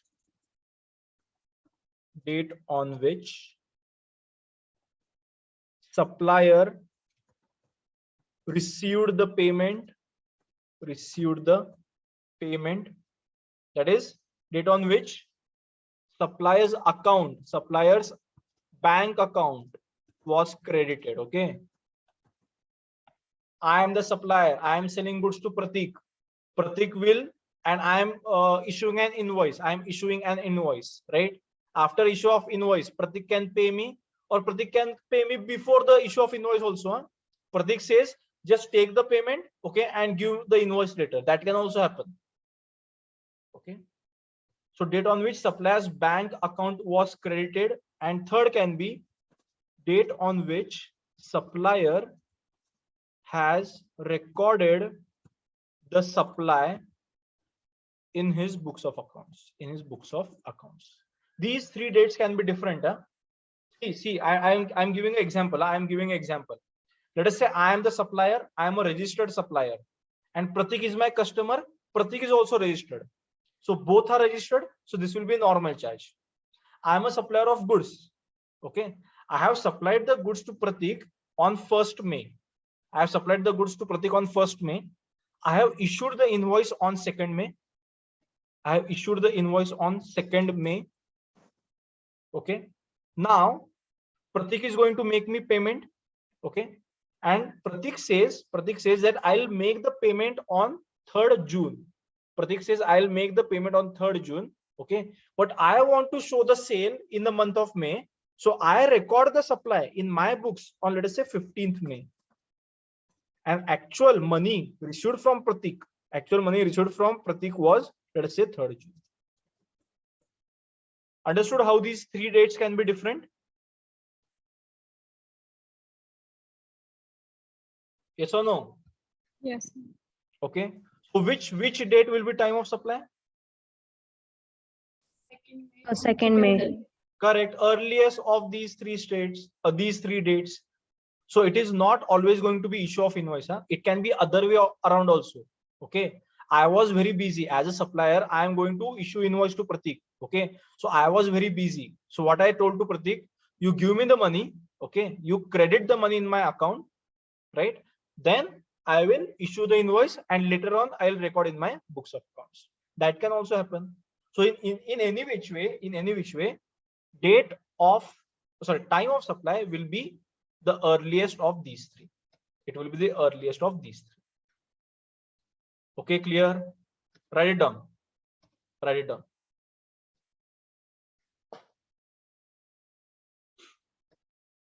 Simple. No other concept. In time of supply, you just have to remember what are the 3 dates. So now guys, pay attention. Date of actual supply is irrelevant. See, date of actual supply. The question will purposefully give date of actual supply. So don't remember whichever is the earliest date. Don't remember that, because question might also give you date of actual supply was 1st May. That is irrelevant to us. See if this is clear.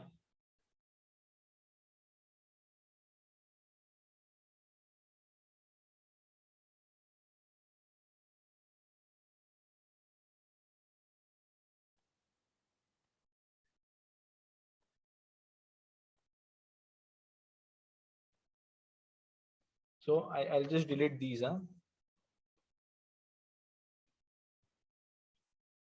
Yes. Is this clear, guys? Yes. Yes, Okay. sir. So what I'll do is time of supply. I'll call this as 1 normal charge. So this will be 1A. Okay, this will be 1A. Normal charge for goods, and this will be 1B, normal charge for services. So right now we are studying what is the time of supply. Okay, so for example, in this case, date of issue of invoice was 2nd May. Date on which supplier's bank account was credited was 15th May, right? And date on which supplier has recorded the supply in his books of accounts is, let us say, 3rd June. Correct? So what is the time of supply? Time of supply is the earliest of these 3. So time of supply is 2nd May. So whatever is the GST rate on 2nd May, that rate will be applicable to my entire transaction. Okay, that rate will be applicable to my entire transaction. See if this is clear.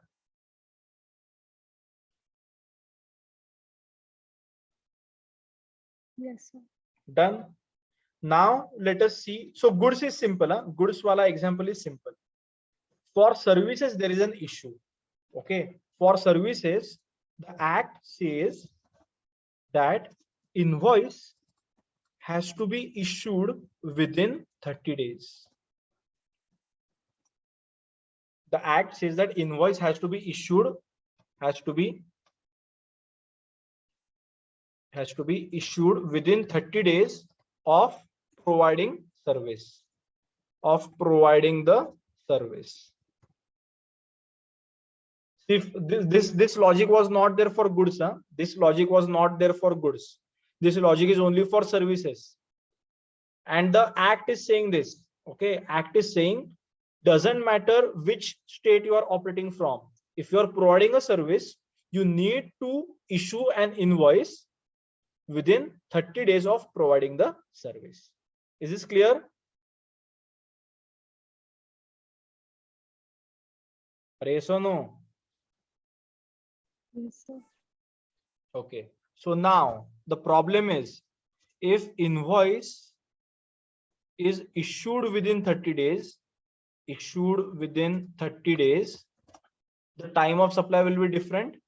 And if invoice is not issued within 30 days, the time of supply will be different.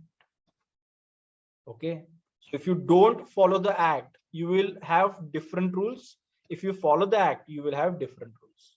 So let me mark this as 1B, right? 1B, point number 1. Okay. And this will be 1B, point number 2.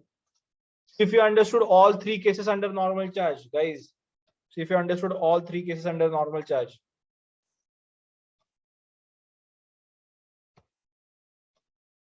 is it getting too much for you guys for one day? No, sir.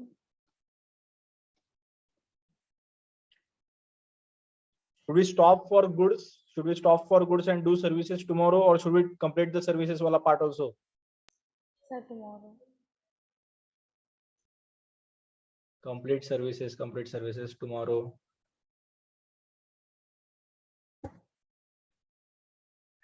What happened? What about others? कर दो sir, complete.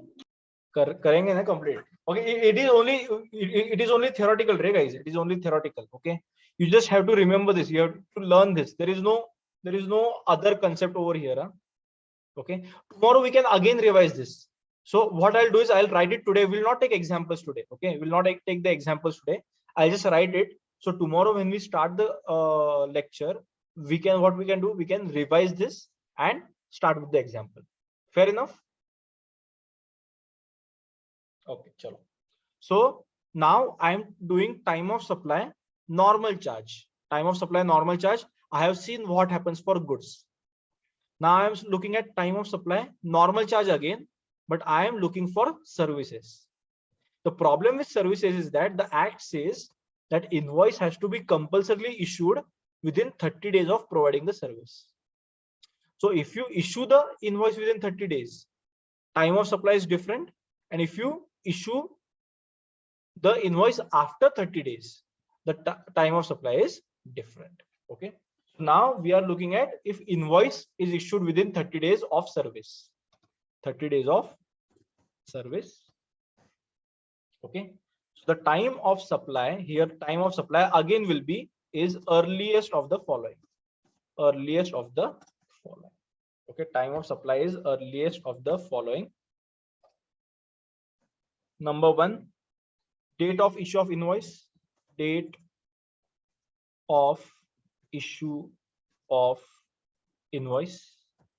Number 2, same thing, right? So what I'll do is I'll just copy this now.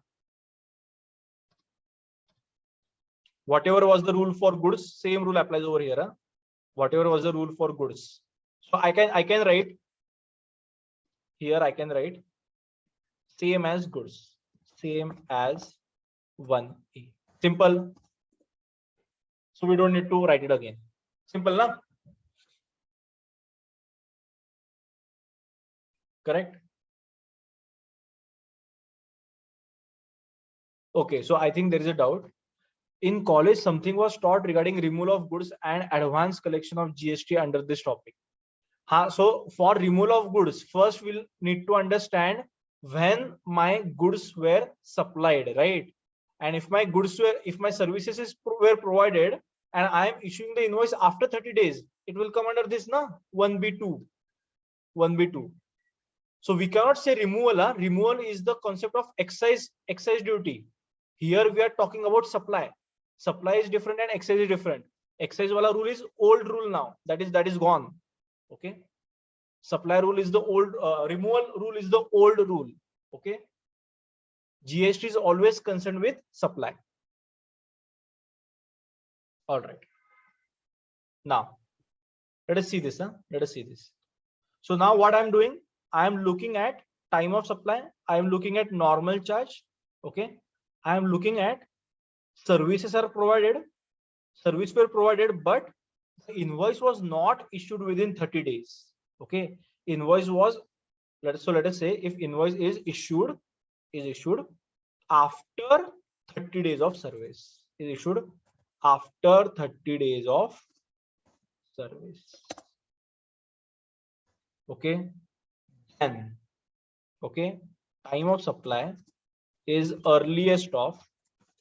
So now here will not take date of issue of invoice. Here will take date of provision of service. So number 1 will be date of provision of service. Okay. Number 2 and 3 will remain same. These two will remain same. Okay. Date on which supplier's bank account was credited and date on which supplier actually recorded in the books of accounts. So only the first part changes. So all three, guys, pay attention. All three, number 2 and 3 remain same. Only the first part changes. No? So these 2 and 3 is same as this. It's same as this. So if this chart is clear, this entire chart is clear, guys. We are going to revise this again tomorrow. And we are going to do examples also tomorrow. But see if this entire concept is clear.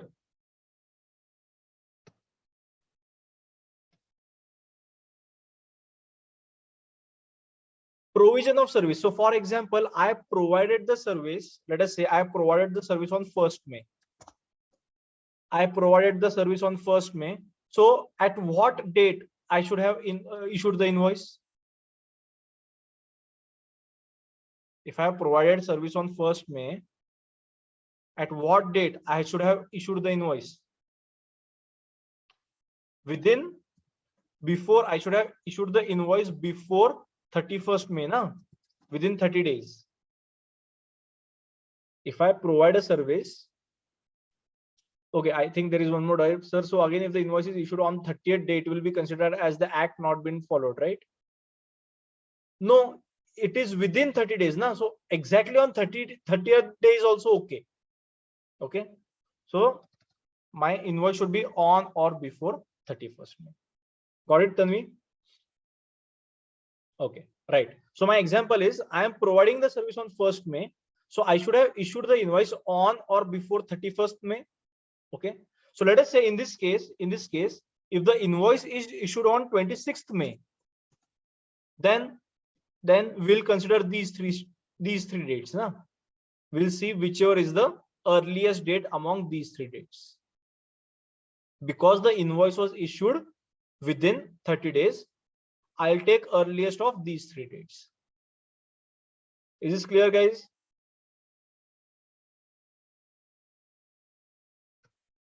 Okay. Now, I had provided the service on 1st May. I was supposed to issue the invoice before 31st May, but I have actually issued the invoice. Invoice was issued on 7th June. Invoice was issued on 7th June. So now what will happen? I will not consider these 3 dates. I'll consider date of provision of service, which is what? 1st May. 1st May, or date on which supplier's bank account was created, or date on which supplier has recorded the supply in his books of accounts. So instead of date of issue of invoice, I'll just take date of provision of service. That's it.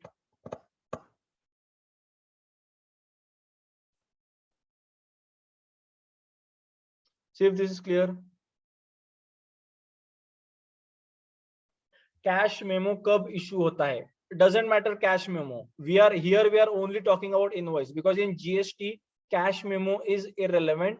Only issue of invoice is relevant.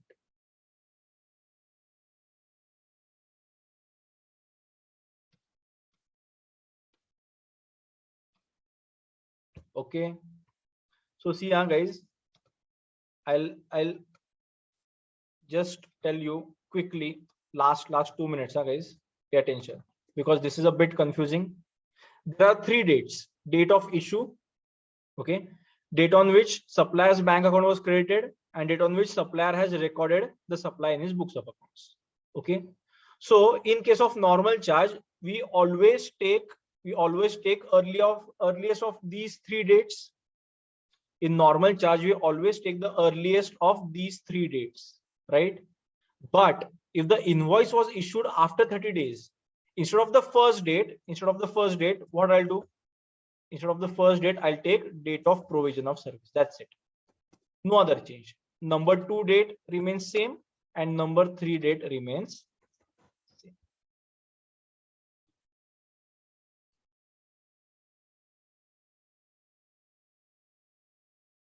See if this is clear.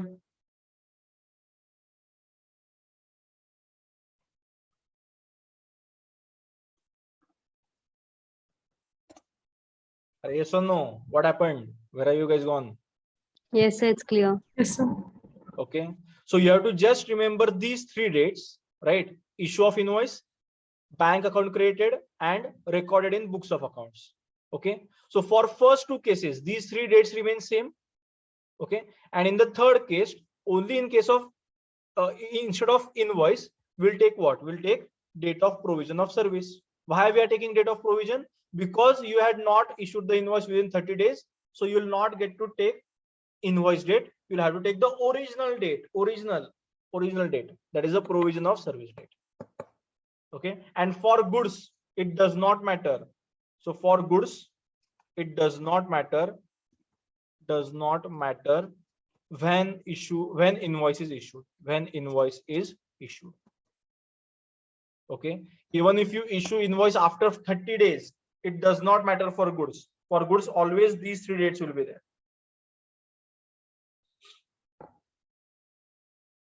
Done. Now I think it's better understood now.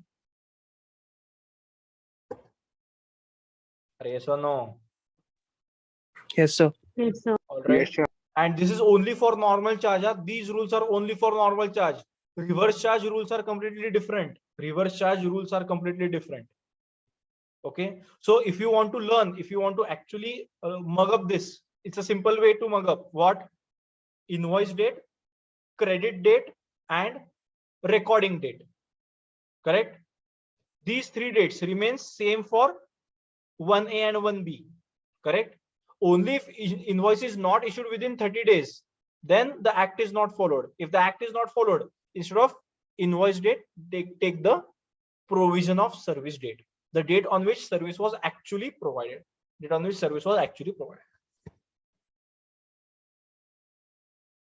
All right. So normal charge, time of supply is done. Reverse charge we'll see tomorrow. And tomorrow we'll do actual questions on this, numericals. Tomorrow we'll do actual numericals on this. Okay, I'll share this Excel sheet with you guys. So that you guys can revise. Okay, revise and come tomorrow. And I'll send an audio file for this. Okay, because today we have covered a lot of conceptual topics. So I'll send an audio file for this. These both you will have to remember. Registration, lot of things to remember, and time of supply, also lot of things to remember. So both audio files, both thing content, I'll put in one audio file. Or should I do separate audio files? What do you want?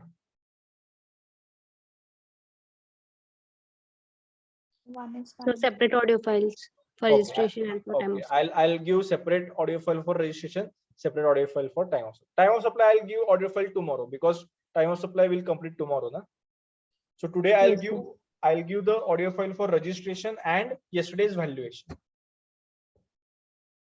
Okay. Timing for tomorrow will be okay, guys. Let us discuss timing for tomorrow. I think you guys have objective exams till 4:30, na? Yes, sir.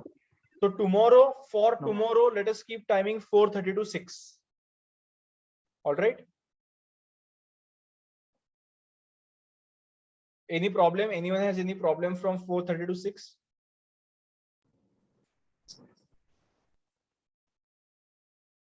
All right. And guys, pay attention. You guys can make a chart for yourself also. This is like a chart only, na? Time of supply. Time of supply. Number 1 is normal chart. Number 1 is normal charge. Number 2 is reverse charge. In normal charge, you have goods and services. Goods, there is no further bifurcation. In goods, there is where my Excel sheet went. In goods, there is no further bifurcation, but in services, there is again further bifurcation. So make a chart, so that will be easier for you to remember. Chalo, done. I think that's enough for today. We have learned enough for today. Okay. And also, guys, all these things that you guys are doing, you guys write it down in your own way if you want. Because in the end, what will happen? There are so many things to remember. Correct? There are so many things to remember. So it will be very difficult for you guys to look in the video. And I'll be sharing the Excel sheet. Don't worry. I'll be sharing the Excel sheet. Okay. But if you write it on your own, if you write it on your own handwriting wala, you'll always remember. Okay. Whenever I scribble something, I remember what I have written. Okay. So when I'm teaching, you guys can take notes along with it. That is also okay. I am sharing every day's Excel sheet. Yesterday's Excel sheet I have already shared. Okay. Today's Excel sheet also I'll share. And what I'll do, I am saving all the Excel sheet day wise. So when the lecture comes to come to an end, I'll upload all the Excel sheet on the Google Drive. So you have all the data day wise and concept wise. Okay. Let me save this. Let me save this first before I forget.